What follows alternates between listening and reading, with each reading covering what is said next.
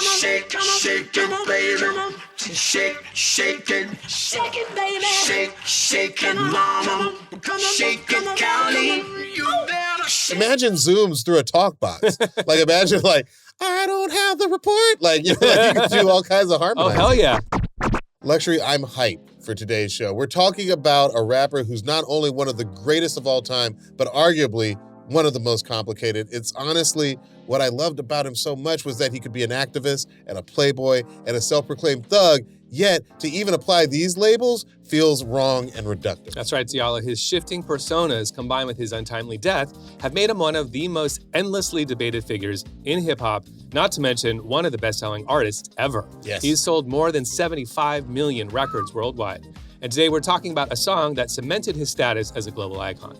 That's right, Luxury. When this track comes on, it never finds a dance floor empty. We're talking one song, and that song is California Love by Tupac featuring Dr. Dre. Out on a bail, fresh out of jail, California dreaming. Soon as I step on the scene, I'm hearing hoochie screaming. Fiending for money and alcohol, the life of a West Side player with California.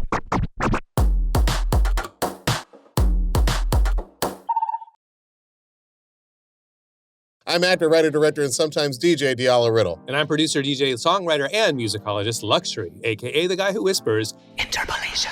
And this is One Song. The show where we break down the stems and stories behind iconic songs across genres and tell you why they deserve one more listen. You will hear these songs like you've never heard them before. And you can watch One Song on YouTube and Spotify. While you're there, please like and subscribe. So Diallo, today we are talking about Tupac and California Love. When was the first time you heard this song? I think the first time I heard it might have been when I got the 12-inch single. Yeah. Probably as a promo. I was already DJing at this point. So anytime new vinyl came, you're like, ooh, you know, this might get the crowd going. And this one was sort of a hit from the very first time I put it on. It also has that thing that I love that, you know, is very DJ friendly, like the California Love. Ba-da-da. Like the California Love part of that is a perfect count-in. The intro is on beat. It's on there's beat. some songs that have weird intros, so Right. as a DJ, you got to figure out, well, where am I going to bring this one in? This is one where you can literally hit stop on the other turntable That's nice. and hit start on this one, and it just comes in with that perfect 4 count. Dre with the DJ choices, man. You know, like it really happens across the catalog. He has all these choices about what sounds good with the bass and the frequencies, but also choices like that. I have a little bit of an issue with Dre because he did the, yo, Dre, kick in the bass! And that one is a little bit off, so it doesn't come in right. But other than that, yeah, He just Dre, wants to you're make cool sure with you're me. still paying attention. That's right. Luxury, when did this song first come on your radar? California Love video. I remember vividly being in a hotel What room a with great my video. parents, and the video came on, and it's like such a memorable video. It felt expensive. It felt like a Very movie. expensive. What It a felt like 90s movie. video. It Yes, costs such a more 90s than most Right. movies today. Totally. And it was production value, and it was like Mad Max themed. So that was the vibe of like the moment. Jada Pinkett was supposed to direct it. I heard Yeah. it was her concept, and yet she pulled out of the project. Oh, and then really? Hype Williams is one of the first Hype really Williams. big Hype Williams Right. videos. For those of you listening, not watching, Chris Tucker, the actor, it's such an expensive video. Chris Tucker comes out and he says, and now I'd like to introduce to you the man of the hour. And then he yells something. Quiet! Introducing the man of the hour, Monster! What did he say? Did he say mustard? Mustard! I thought all these years that he said myself.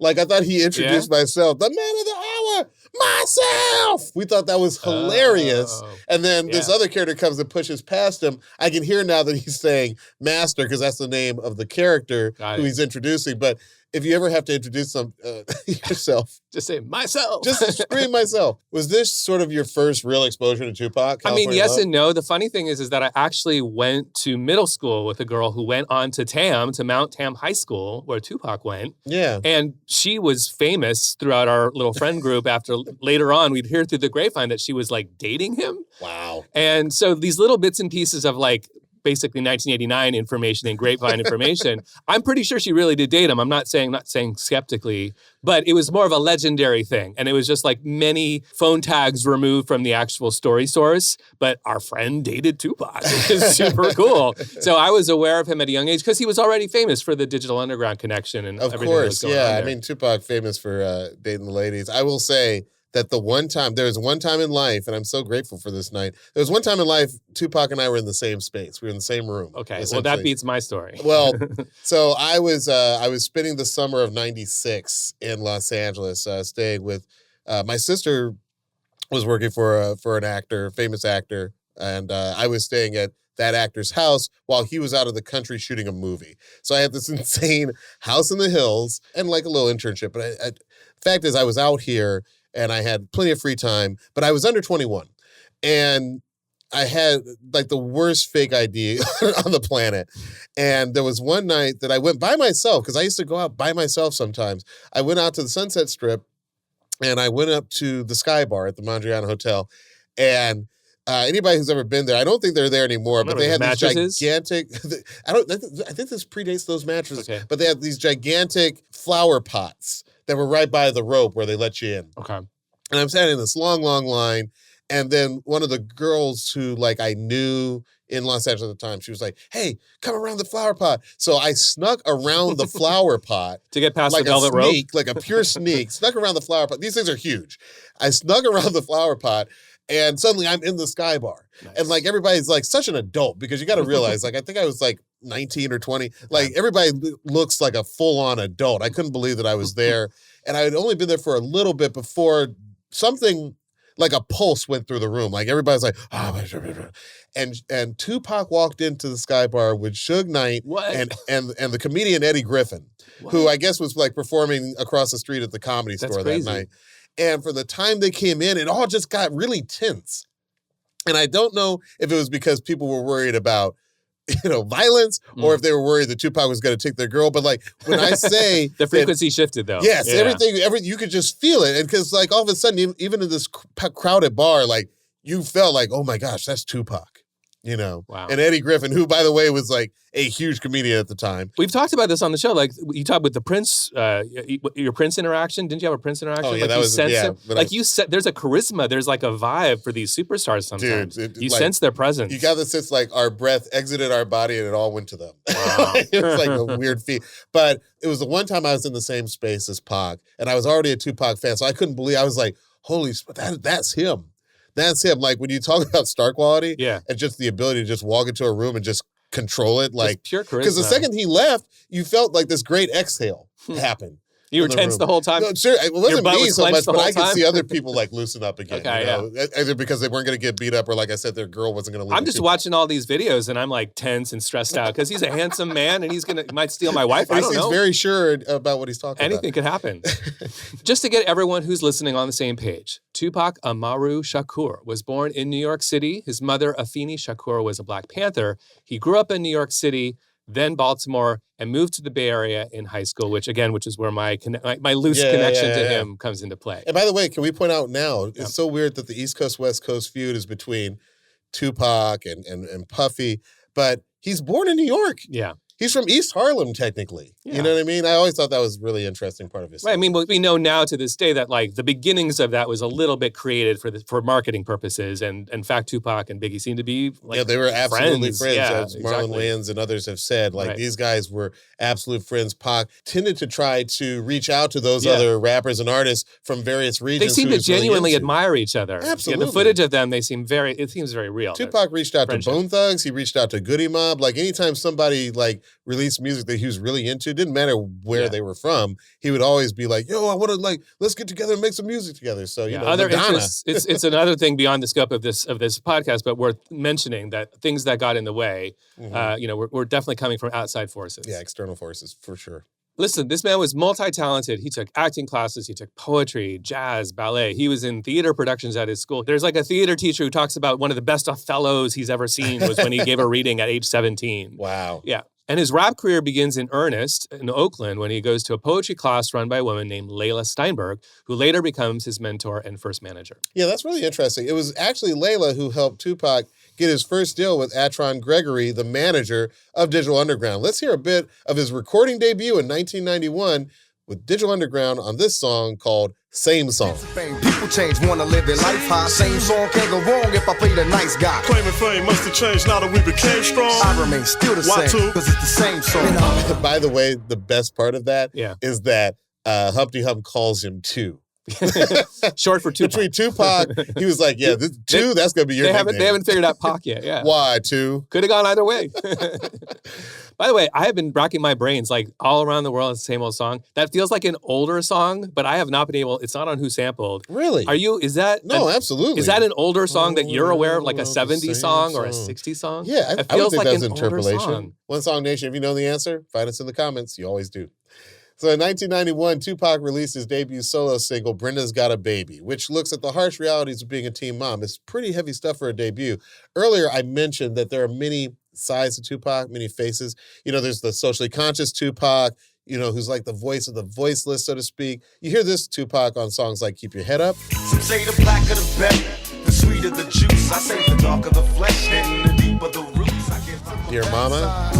And even as a crack fiend, mama, you always was the black queen, mama. And the posthumous release Changes. Instead of war on poverty, they got a war on drugs so the police can bother me. It's hard not to feel like there's an obvious influence from his mom being a Black Panther Right. and everything that she went through and everything that he saw and heard.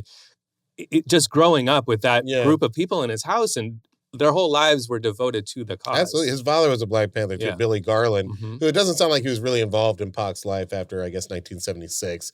But, you know, I think all that, you know, that kind of environment is what really helped shape his world. Yeah, and it's there at an early age. There's this incredible interview when he's out Mount Tam High School, age 17, and he talks about the influence that his mom had on him. Let's watch a quick clip.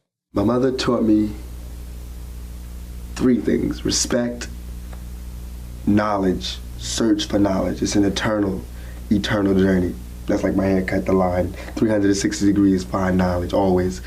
And she taught me to not be quiet. To, if there's something in my mind, speak it. Like at work, I can't hold a job. I just quit my job today, actually, because I wanted to come and do this. And they wouldn't let me. So you just quit. He quit Round Table Pizza in Strawberry Village, right I love there. it. I love it. My school bus went past it every day when I was a teenager. I knew exactly where it worked? He worked at the Round Table Pizza. He's from, first of all, he's from Marin City. Yeah. My school bus went to the Marin City stop, and like there was an incredible flea market. It was like exciting for teenage me to go to the flea market at Marin City. So everything about Tupac's, like this part of his life at least, is like really, when I watch the footage and I know where he is, Yeah. and I know that this girl that I knew from middle school might have been dating him during that interview, who knows? It's so interesting to kind of have that connection. As peripheral as it is, it kind of makes it even more powerful. You could have been Tupac. I could have been You him. could have been What I'm Tupac. trying to say, like John Lennon with the whole Jesus thing, I'm very You much... have a greater influence on the youth than Tupac. I get it. Pretty much how I feel right now.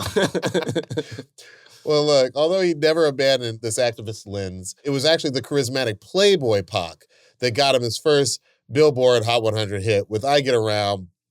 You hear this Pac on so many hits, like How Do You Want It, All About You. Let's hear a little bit of a deeper cut. Here's What's Your Phone Number? Standing at a bar full of black dudes. Say you wanna see my scar and my tattoos. When we headed for my heart out, act right. Boss player when I ride out, that's right. What's your phone number? That song obviously sampling the time, I hear it, 777 yeah. 9311.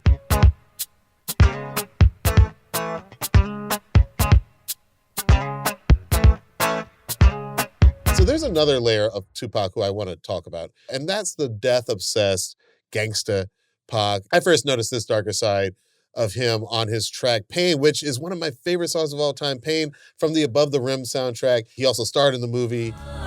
They'll never take me alive. I'm getting high with my 4-5. Cocked on these suckers, time to die. Even as a youngster, causing ruckus on the back of the bus. I was a fool all through high school. You know what's interesting, listening back to Pain now, he's rapping as his character from that movie, Yeah. which is a drug dealer named Birdie. But as time would go on, Pac would sort of take on that air, if you will. He starts inhabiting these roles. Yeah, that he's it's almost playing. like Yeah. a method actor who, Right. goes so deep undercover they forget that they're Yeah. a cop. No, Dear Mama, which is one of the great documentaries that I think eliminated a lot By- of by his Alan Hughes, upbringing. yeah. And part of its thesis is that it's in inhabiting some of these characters and these roles that he starts to like blur the lines between being on screen and being off screen. Yeah, and I feel like this song in particular, Pain, at least for me as a casual listener at the time, it signaled a transition that can be heard on later songs like Ambitions as a Writer. Many battlefield scars while driven in plush cars. This life is a rap star. It's nothing without God. Was born rough and rugged. Addressing the man. Hail Mary. Hail Mary, run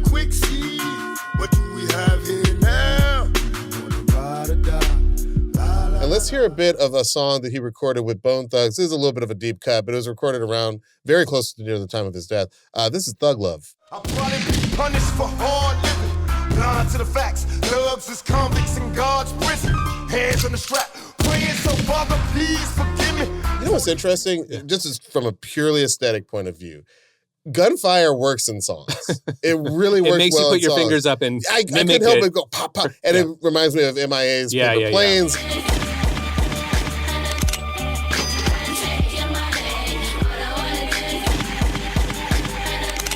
You mentioned the word faces before, the many faces of Tupac, and it had me flashing on, the kind of comedy and tragedy masks.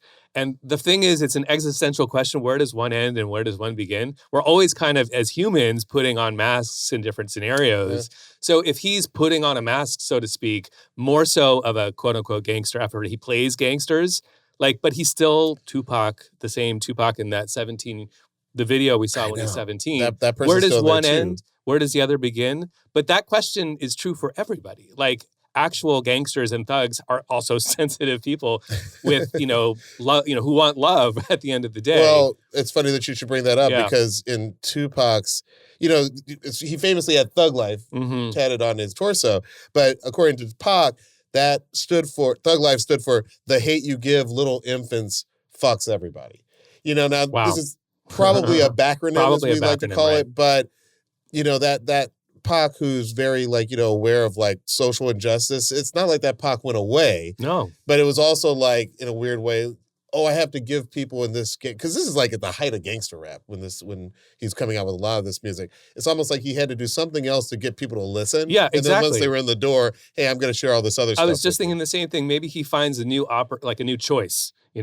There's one way to do it, which may or may not, in his mind, feel like it's been working. Yeah. Because he's disappointed. He talks about when his shock when, who was it, Dukakis didn't get elected, which is so charming. He's like, I really thought Dukakis was going to win.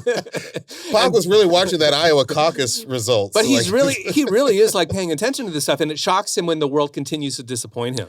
So maybe there comes a point where he's like, it's not working doing it this way. Maybe it's the classic Malcolm X versus, Martin Luther King kind of dichotomy. It's the King isn't working. Maybe let's try the Malcolm X. It's version. A little bit of the Public Enemy. Like Chuck D always said, I needed Flavor Flav there so that it would seem fun and seem like a party. And then while you were there, I was going to do some rapping. But I love what you also said about Pac being a person who wore a mask. You could almost say he didn't wear a literal mask, but he did wear the bandana backwards. Oh, yeah. And that sort of let you know which Pac was coming. Right. But it gave him some power.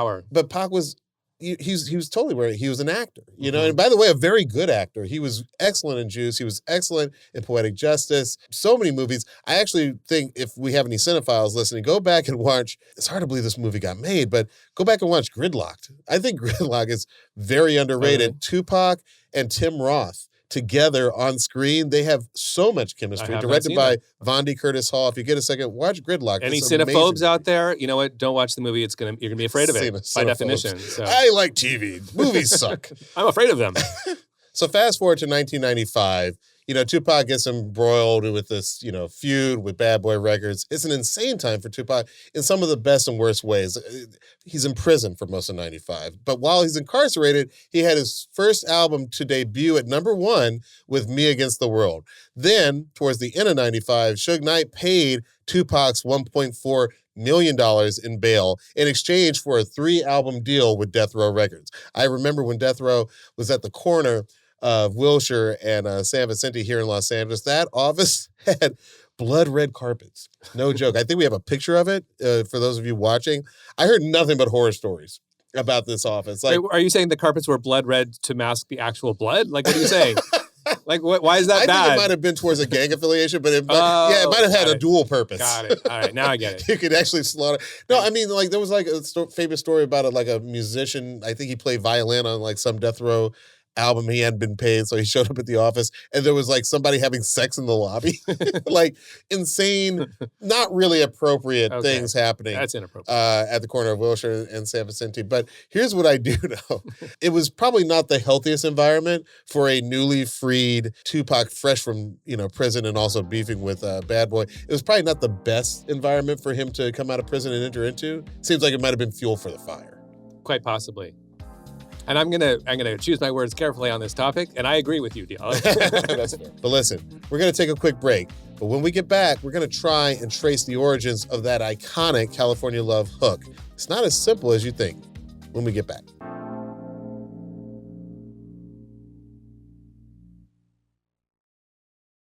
Welcome back to One Song. We're about to get into the stems of California Love, which actually started off as a purely Dr. Dre song. All right, so apparently when Tupac got out of prison, he went to a barbecue at Dre's house. Dre showed him the completed beat. And by the way, at the time, there would have been, I've heard, up to 3 verses that Dre had completed, thinking it was going to be his own song. He strips away 2 of them. And then Tupac went in the booth, laid down his verse in 20 minutes, and the rest is history. Okay, well, let's get into the stems. Yeah, I've recreated the basic beat here. Dre has talked about in a number of interviews over the years, in the NWA era, he would have been chopping using, I think, a Yamaha SY-77. At a certain point, he moves to the MPC 60 and the SP 1200. In this moment, I'm not sure whether he used one of those or if he had already moved to the MPC 3000, which definitely became his MPC of choice, like literally in this moment, like in 1994 when it comes out into 95. Yeah. So in some form, he chopped up a kick and a snare, and what to my ear sounds like a hi-hat and a shaker coming from another source. This is what they sound like individually. You can hear in the chop that there's some percussion behind it. The snare sounds pretty clean, but I think there might be like a hi-hat in there too. Again, these are just as chops, indicators that they came from samples. These aren't, to my ears, drum machine sounds. Yeah. They may also be layered with an 808, another tool of choice for Dre in this era. Not sure. These are best guesses. This is luxury's best guess. And then there's a hi-hat, which, as I mentioned, you can really hear the artifacts of the sample source, of some vinyl source. And it's got a little bit of swing in it. So again, as a lifetime of chopping, I can tell you, you hear a break beat or you hear a beat you want to use, you can take the whole thing holistically, an entire loop, if it's just like a kick snare beat. Like, you know, we've talked many times about classic breaks like Funky Drummer, etc. Impeach the President. Or you can go in and do Marley Marl style, just chop out the individual pieces that you want to reuse. So in this case, I do believe we're getting these from different sources. But last but not least, I'm also hearing what sounds like a drum machine crash. This sounds like a 606 to me. Here is my best effort to recreate the beat. Let me know how close you think I'm getting. Okay.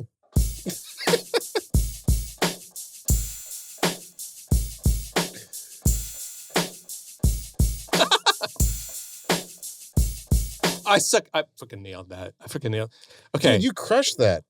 Right after I'm playing a beat, my mouth stops working. So the sentence was You're trying to do in real time what an absolute genius Dre made, and you did a freaking amazing The tightrope job. walk of this show sometimes is very amusing to me. I'm like, what am I doing? Like, this is insane. But that is my best effort to recreate the beat from California Love. I hope I got at least 70% of the way there. Dude, you got 75%. Oh my God, I got a C, not a C minus. I appreciate that. Okay. I'm sorry, you got an 83. Fair enough. Check this out. Let's play a little bit of the beat.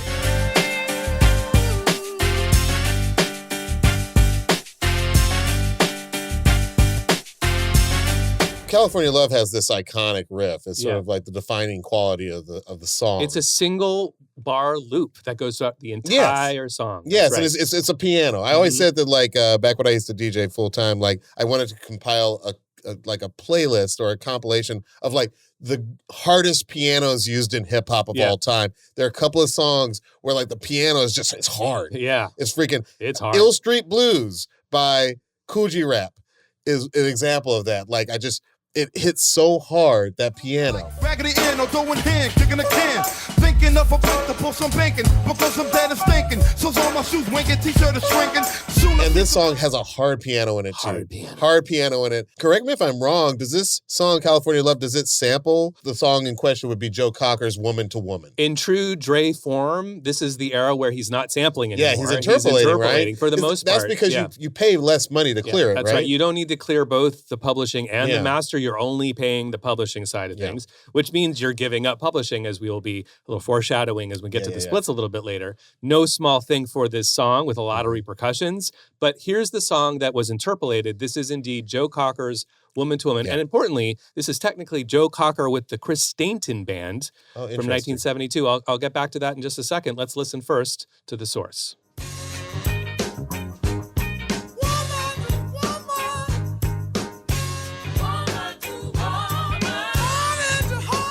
I mean, what kind of music would you say Joe Cocker is for the I mean, record? that's funky. That's That funk is music. Crazy. And he's also like, he's a white British, but he's a blues singer. But he's a blues singer, Yeah, right? exactly. I mean, he's the one who did the Beatles, right? He did a little help, little help from my friends. Oh, baby,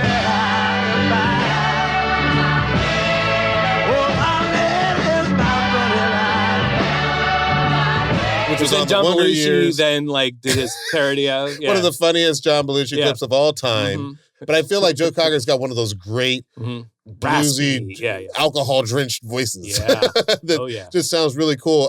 That's Woman to Woman. As Woman to Woman, and so the Chris Stainton band part's important because it's actually played by Chris Stainton as a piano player, kind I of don't an know about unsung that. hero, Oh, arguably, yeah. of this whole song. For sure. Because he's written and performing that hook. He's before the part that got used. It's like Yeah. what we say about Sting and, Yeah, he's the non-sample. He's played the piano in the original, which was then recreated by a mysterious force. We don't really know who played the piano. Could have been Dre, could have been one of his One of their cohort. in-house Death Row That's right. musicians. That's absolutely right. But he's a session player who played with The Who and Brian Ferry, and he's been touring with the Eric Clapton band for the last 20 years. So like a renowned background player, basically, Yeah. who's known in the industry to all the cats, but like A journeyman. not a name necessarily that you would Yeah. know. And by the way, that wasn't the first hip hop tune to like reuse No. that tune. No, I feel you're going to talk about Knick Knack Paddywhack. Exactly.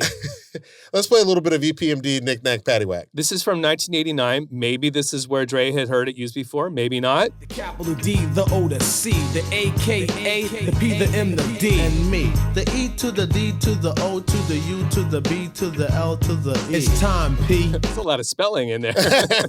I'm so glad you bring this up because EPMD is so important Yeah. to the development of like sampling in hip hop. And I feel like they don't always get their props for it. Eric Sermon is an absolute genius, Perry Smith, but EPMD was the first to a lot of really deep cut samples that got sampled about 5 or 6 later by other artists, and it blew up bigger for them. All right, so I'm going to recreate that sample to the best of my ability with my tiny little keyboard, 25 keys in my little lap over here. So I'm feeling a little constrained. Okay, first of all, let me just say these are parallel fourths playing 3 chromatic notes in a row. So you're hearing simultaneously is and also and together there. But the question is, to my ears, they sound like a fourth apart, where the G, which is what the key of the song is below a D. But it could very well be in the reverse, which would sound like this. Which one sounds more right to you? Versus, I think it's the second one. I'm kind of hearing the G on top, which would be. That's what I'm hearing too. So we're going to go with that, One Song Nation, unless you strongly disagree, in which case we would love to hear about it in the comments.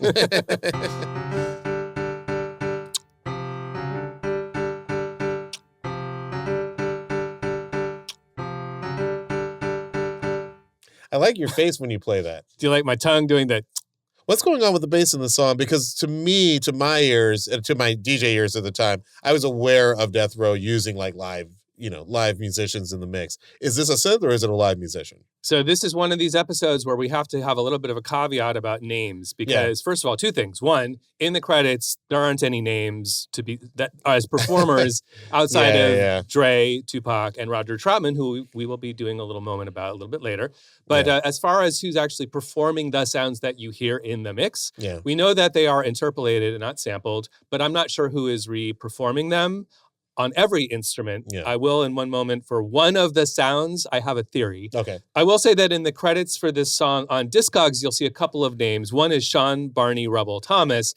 What an amazing nickname. Such an amazing nickname. He's a collaborator on a handful of Dre tunes. I do think, though, that is just for the remix. It's one of those things where in the credits for the record, it just lists everybody and doesn't correlate a name to an instrument on a song. I'm pretty sure, though, he's not in this one. Okay. So we're not sure who played the bass line, but we do know that it sounds like this. And this was a fun surprise for me. I thought that this was mapping exactly to the rhythm that we know from the iconic piano line, but it's slightly different. So I'll recreate the part right here.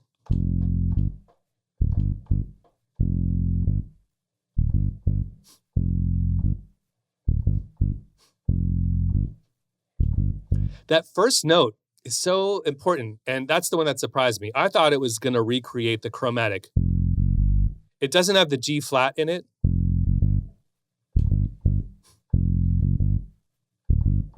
And that gives it that sort of tension. Yeah, I was going to say. Leads into the resolution of the G. It actually makes it a little bit harder, which would make it more hip-hop friendly. So that was one of my favorite surprises when I went into the stems. One of my favorite parts of the song is what's going on with the horns. Who's playing the horns? I don't know who's playing the horns. And up until I saw an interview with a foreshadowed, soon-to-be unsung hero of this episode, Jay Flex. Okay. I thought that they were synthesized horns, but really? I thought they were real horns. You know what? This has been a fun episode for me because the rabbit hole, the deep dive into trying to figure out how this got made and by who, led me to all these deep cut interviews. So there's at minute 58 of an interview with Jay Flex. He mentions almost in passing, quote, then they brought the horns in. So I was like, okay, I guess they had live horns on this song. So there were live horns. According to Jay Flex at minute 52 of this interview. I got to say, that doesn't surprise me because to my untrained ears, I thought I heard actual horns. I thought you were going to tell me, no, this is synthesizer. Here's the thing too, in 1995, what I'm about to play you is a 2025, 2026 VST, basically, the synthesized version of horns that you can play, which comes from sampling live horn players. Yeah. It's in the computer. The technology has evolved to the point that they sound like real horns. In 1995, probably didn't have that. Remember when we did the Boys to Men episode where we're listening to the horns? They sound like that. They sound a little bit dinky. Well, when Jimmy Jam was talking about horns sometimes. In the 90s, synthesizer horns still sounded like a little fake sound. Swing Out Sister. It sounded like Swing Out Sister. So that makes sense to me that this would be live horns. I have recreated them to the best of my ability, and here they are.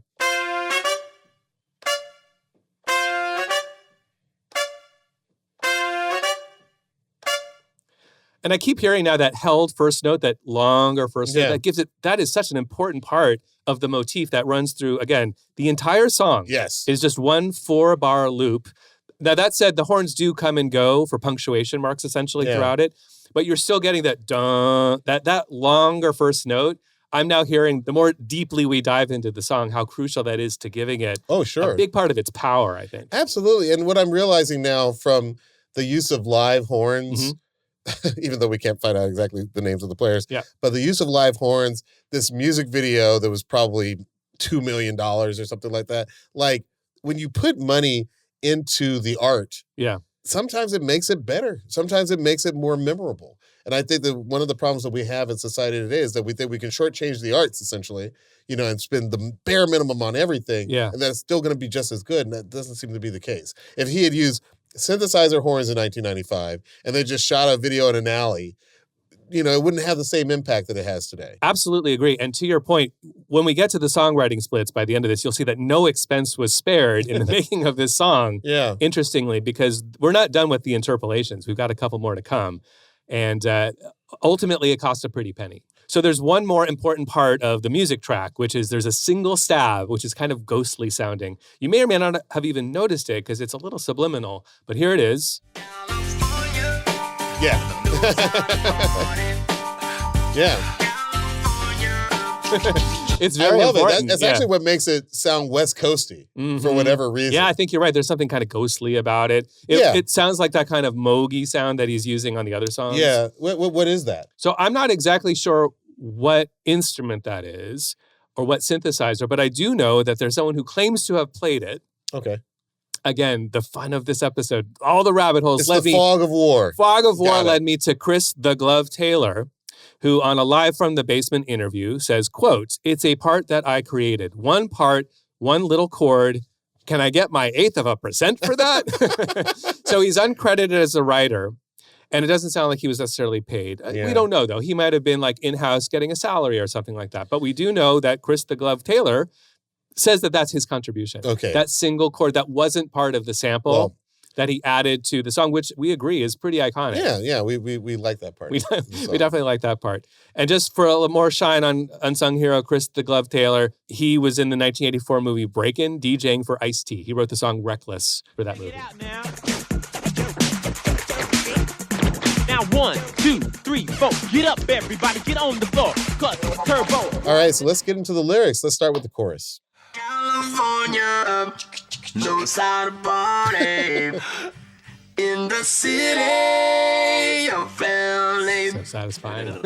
Is that Roger Troutman talking in between a little Yeah, bit? Like, it's so let me cute. give you another one. It's so cute, right? It's Yeah. the cutest thing ever. We play this game often on the show. Is it vocoder, talkbox? Obviously, I think this is too early for auto-tune. Yeah, where are we getting this robot voice from? Yeah. You're saying? Sure.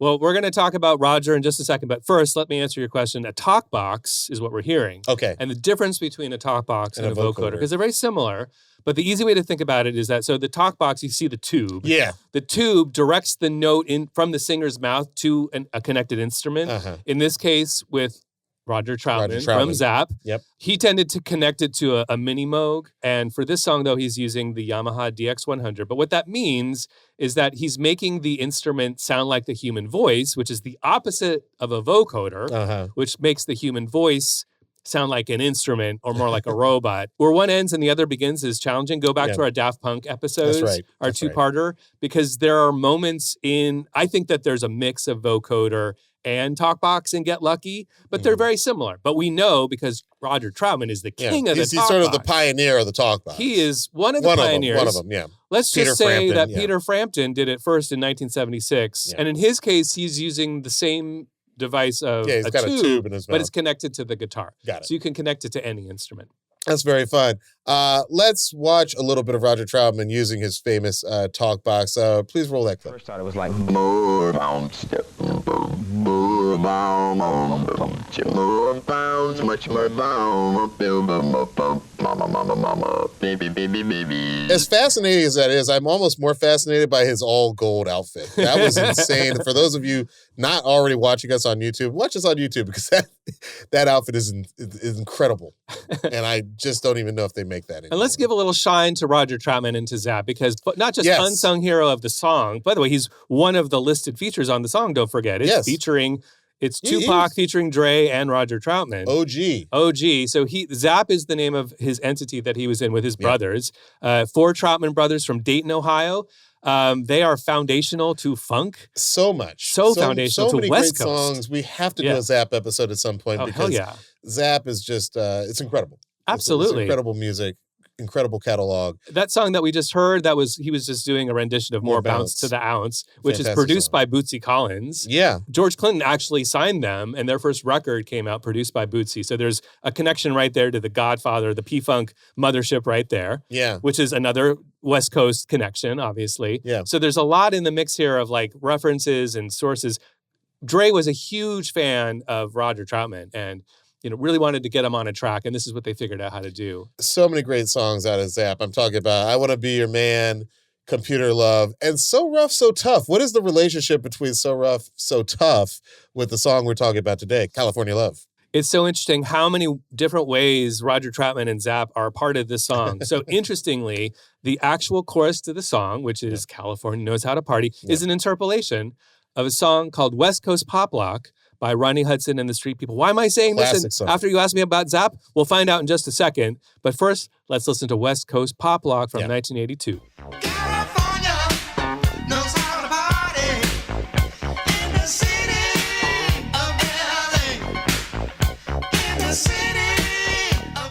I can't pop lock. I can't You pop can. lock. You the were same way. pop locking. I can imitate pop locking, but I cannot pop lock.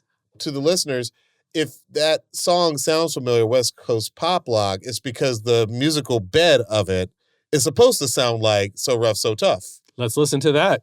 So right now, keep in your head, there's a lot of information going on here. That's clearly the source of the interpolation, potentially one of the sources, of the song California Love's chorus. But we're also at the same time pointing out that the music for that song from 1982 is a replay of this song by Zapp from 1981, So Rough, So Tough. So tough. Those guitars are important. It's the walking bass line. It's the groove. It's the guitar part. These are all staples of funk. And by the way, right? Ronnie Hudson tropes. didn't sample it. Like, he does an interpolation. It's slightly different what he does on his song. Yeah, right? and it's absolutely, it's one of those things where it's like, it's super close. Oh, trust me. And it's, I think, part of the reason why when we get to the credits, we'll see some familiar names. Sure. Yeah. But I was just saying, it's like the difference between Bounce Rock Skate and Good Times by Chic. These songs sound extremely similar. Yeah, and not for no reason. There was an intent to recreate it, basically. Exactly. Yeah. And I love the idea of how West Coast Pop Lock came about, because this idea for the song actually came from Ronnie's manager. He suggested Ronnie write a song inspired by the pop lock dance craze that was going on the West Coast, and specifically in the communities of Compton and Watts. So Ronnie, I love this story. Ronnie literally went down to do research. He lived, for those paying attention, he lived at the corner of Washington and La Brea, but he went south of the 10. He went down to Compton and Watts. He befriended some locals. You know, he thinks there was some gang affiliation there, but they basically took him on a wild night of partying to show that, like, hey, you know, we can have fun. And, you know, he saw the Rolls Royces, you know, that had like people inside doing pop lock and getting out into the street. And that experience is what shaped the song as a genuine celebration of the life that they were living. And you know, to hear Ronnie tell it, you know, he was still able to always go back down there and hang out there because they're like, oh, you did West Coast Pop Lock. Hey, that was actually, you know, putting a positive light on our community. So there's another wrinkle to the story. A wrinkle to Ronnie's story? Listen, a rabbit hole within a rabbit hole for this episode. I went down a Discogs rabbit hole because a gentleman who goes by Magic Fraga, that's his Discogs username, claims that he wrote a song called Magic's Rap in 1981. Okay. And that it sounds like this. Okay. Listen.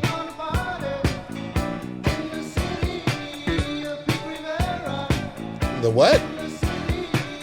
What is this song? I have never heard this song in my life. No one has. Listen, let's take a step back. We don't usually trust wiki editors and Discog editors. Like Magic Fraga sounds like. This is for fun. This is absolutely a bonus round just for fun. I'm pretty sure that this is, first of all, it's a record that I don't think ever came out on wide release. Listen, this is a whole Discog saga, which is wonderful. Okay, so can I just say, okay, I think that in the late 70s, early 80s, there were so many people pressing vinyl records that it's really hard to ever know. You can make it on your own. Just go to a recording studio and then pay someone to press the vinyl. We did a minimal amount of research and we found this picture for M. Fraga, which actually, it leads to more questions than it answers. Like, who is Sgt. Pepper? Why does he look like he's in that bad Bee Gees Beatle movie? And he was rapping in 1981. You know, but here's also the one more thing I'd add to this is we talked a little bit about this on the Little John episode, which is that sometimes there are these, you know, chants, and for the lack of a better word, we don't call them lyrics, but there are these chants that sort of percolate up from the streets. They percolate up from the streets or from schools. Yeah. M. Fraga heard it and put it in his song, and maybe Ronnie Hudson also heard it and put it into a song, and neither one necessarily, you know, sat down on a sheet of paper and wrote this out. I 100% agree. It's like a street joke. We will never know who first said chicken or the egg, or exactly. and a million versions of that kind of thing. They're just kind of in the ether. So and then someone captures it. Pop culture. That's right. Not even based on just this picture. Something tells me that this chant, this style was probably on the streets first. In fact, DJ Quick said that he was performing at Madison Square Garden. He started doing that West Coast Pop Lock chant. And Dre was there, and Dre was like, oh, yo, that's good. We got to use that. Let's use that. Yeah. Right. Speaking of Dre, let's hear Dre's verse on California Love. On a mission for them greens, lean, mean, money making machines, serving fiends. I've been in the game for 10 years making rap tunes. Ever since Honeys was wearing Sassoon, now it's not. My favorite part of that whole verse is when he says, I've been in the game for 10 years making rap tunes. Ever since Honeys was wearing Sassoon. Which we know what that is. Those are jeans. Those are like tight jeans from 1979. But Sassoons, here's what's crazy about that line to me. Hip-hop was young enough where the idea that you had been in it for 10 years was insane. It was like, what? You've been in rap for 10 years? And now we're like at a time where like rappers are in their 50s and 60s, so it doesn't seem so weird. But at the time, to be in the rap game for 10 years was unheard of, especially if you're operating at the level that Dr. Dre was operating at. So earlier we alluded to there's another unsung hero, another YouTube rabbit hole where there is a gentleman called Jay Flex. So in an interview on The Art of Dialogue, Jay Flex has said that he wrote that line. He wrote all three of the verses that, in fact, were originally in this tune. Yeah, and he 'cause it was wrote. originally Dre's song. It was originally Yeah. a Dre song, so he wrote and recorded those 3 verses, and then Dre went in and rapped over them, Sure. like basically, mapped to what was on the guide vocal, essentially. A lot of hip hop producers at this time are That's using right, and- ghostwriters for when it comes time for them to step. Exactly right. Very common for vocalists to do Very a similar thing. yeah. So great interview I would recommend on The Art of Dialogue with this gentleman, Jay Flex, Dre's ghostwriter on a bunch of tunes. One of my favorite anecdotes, though, that he talks about for this song is he mentions how when Roger Troutman came in, he was wearing a yellow suit. And he would... As he were on Video Soul. Okay, got it. And he talks about how Roger Troutman, I mentioned, the talk box works, it's got this tube. So occasionally, in between takes, he would take the tube out and swing it around the studio, and they would all need to duck underneath this talk box tube. Is that because of the spittle or the tube itself? The tube itself is like maybe 10, 15 feet long. So he would just spin it around for kicks, just to like freak people out. And then they'd all have to duck underneath Roger Troutman's That's tube. some punk behavior right That's there. some punk That's behavior. some punk behavior. Well, speaking of Roger Troutman, he does come back with one more iconic part. He doesn't just sing the chorus. He has the Oh, that's right. post-chorus. Yeah. Let's listen to it. Shake, shake it, baby. Shake, shake it, shake it, baby. Shake, shake it, mama. Shake it, Kelly. You better shake it, Kelly. I mean, it's so good. It's so good. I gotta believe that he goes into the studio and he records like all those different layers. It sounds like he's got one primary and then he's got kind of like at least one higher falsetto. I think he's going. doing a couple of takes, but Yeah. also it should be said that the way the machine works, the way a talkback works, is that what you're performing, in other words, with your 10 fingers, is what you're hearing. Imagine zooms through a talk box. Like imagine like, I don't have the report. Like, you can do all kinds of harmonizing. Oh, hell yeah. Now we're talking Tupac, one of the greatest MCs of all time. And I kind of want to just let the lyrics speak for themselves. Let's hear a little bit Tupac Shakur. Only in Cali will we riot, not rally to live and die. In LA we wear chucks, not bellies. Yeah, that's right. Dressed in loafs and khaki suits and ride is what we do. Flossing but have caution, we collide with other crews. His voice has such raw power. Yeah. Until you hear it isolated like that, Power you is the don't word. realize like how emotionally, like he just gets you amped. You wake right gets up. you You listen to amped. every word. It's preacher-like. It's totally like a preacher. It's totally like a preacher. And I can just remember at the time hearing it, I was not a fighting kid, but it made you feel like if anybody steps to me right now, it's going to be on them. It's going to be on And it's an them. interesting contrast, too, to sort of the more laid back. I mean, it's not Snoop, right? It's sort of the opposite of Snoop, right? It ain't Snoop we at have all. this California love. We have this Dre connection, but then he's coming bringing a different energy. Like, I like the fact that you could hear him like breathe in. Mm-hmm. Like, like even his breath feels aggressive. Yeah. You know what I mean? Right. And then Very when visceral. he spits it out, it's like, give me that bomb beat from Dre. Like, it's like, boom, boom, bah. Yeah. It's crazy how much just the human voice can be used differently. You're right. It's so not Snoop or Slick Rick. It's aggressive, not even in like the Chuck D style. I think you nailed it. It's preacher-like, and it gets the people going. It's so authoritative. He's such Yeah. a leader. He was such a leader. That's Yeah. everything we've been listening to and watching and like the earlier interviews even at 17, he's a leader. There's a leadership quality that he has, which is in his language, but then it's also in his voice. In a I verse hadn't like really this. thought about it, but literally he starts off, Hail Mary, follow me. So yeah, I think you're right. There's so much potential there. Unfortunately, dead by 25, which is funny because I hear that voice and I still hear somebody who's older than me. Yeah, right. But I hear he's that. I know what 25 you years mean. old. Yeah. At this age, like thinking of 25-year-olds, it's like, it's hard to imagine, like, I don't remember feeling that confident at that age personally. No, when I go back and watch like interviews with him and stuff, like he has a way of just sitting in a chair that's compelling. Yeah. Like you're just like, oh God, this man has so much confidence. Okay, so now that we've heard all that luxury, tell us how the splits break down on California Love. Buckle up, my friend, because there's a lot of people that got paid on this song, and Okay. interesting who didn't get That's paid. good. We like people to get paid. Let's do it. So starting with the interpolation of the Joe Cocker song, Woman to Woman, Joe Cocker and Chris Stainton from that song are also cut into California Love to the tune of 20% each. Okay. So right Wow. there, 20 each. 40% of the song going to Cocker and Stainton for the hook, for the dun dun dun dun dun dun dun. Makes a lot of sense. I think that's worthwhile. West Coast Pop Lock also gets a fair share, 25%. Oh, wow. Which is shared between Ronnie Hudson and his co-writer Michael Hook. So they get 25% for the chorus. For the Okay, iconic so we're at California Love chorus. 65%. We only got 35 left. We got 35 left, and there's a number of names.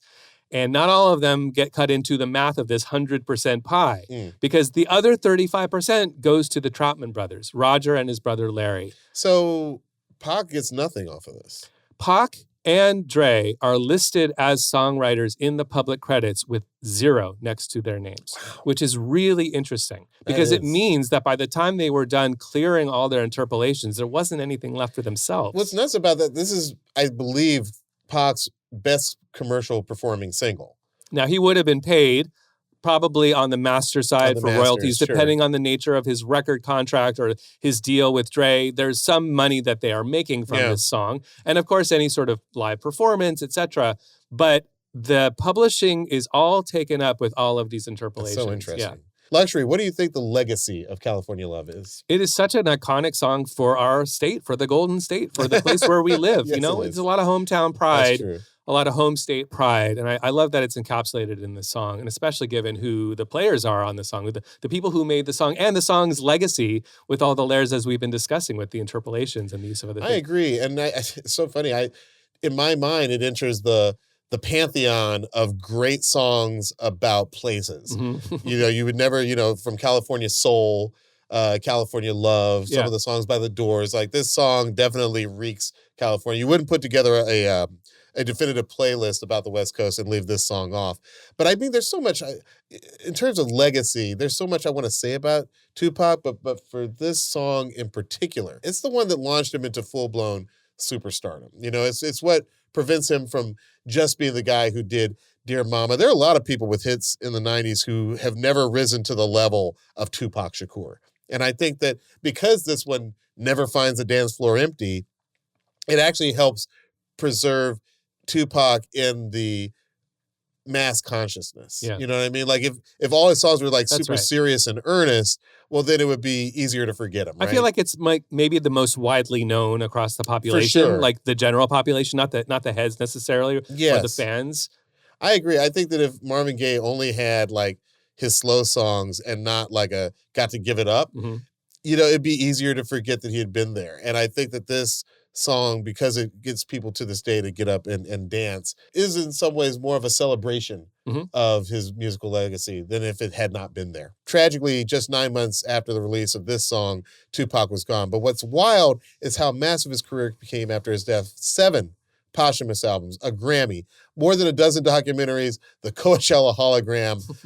Who knows how many books and articles there are about this guy. Like I said, we need a whole podcast off on the side to talk about Tupac. I don't know of any other artist whose legacy stretches quite as far as Tupac's. And thanks to artists like Kendrick Lamar, I think future generations will know him too. We have future generations carrying that torch. I don't think Tupac or California Love is going anywhere anytime soon. Okay, Luxury, it's time for one more song. This is the segment where we share a deep cut or a hidden gem with you, the One Song Nation, and with each other. Tiala, what's your song today? My song this week, I'm going to keep it West Coast. There's a song on the radio right now called Rockin' by Shoreline Mafia, and it's so freaking cool. It sounds like old school West Coast. So when I heard it on the radio, I was like, I like that somebody's like going back to this sound. So let's hear a little bit of Shoreline Mafia's Rockin'.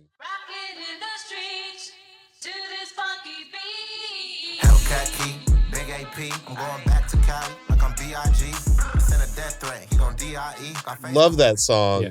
So old school. It samples Funky Little Beat by Connie. That's awesome. I mean, like, wonderful way to throw back the vibes. Hell And yeah. like when you're playing that on like a Sunday afternoon and the sun is like, still out here in LA, vibes. It's got that cute 80s electro kind of feeling. Absolutely. Of that sample, yeah. And I like the use of the sample. Yeah. Like the sample comes back like every 4 bars or so. Yeah. I love it when people do that because it makes it sort of like a small in-song chorus. There's like a subgenre of electro, just as we're talking about. It's like, I love electro. I like the hard beats. I love the, everything from the Kraftwerk and Planet Rock.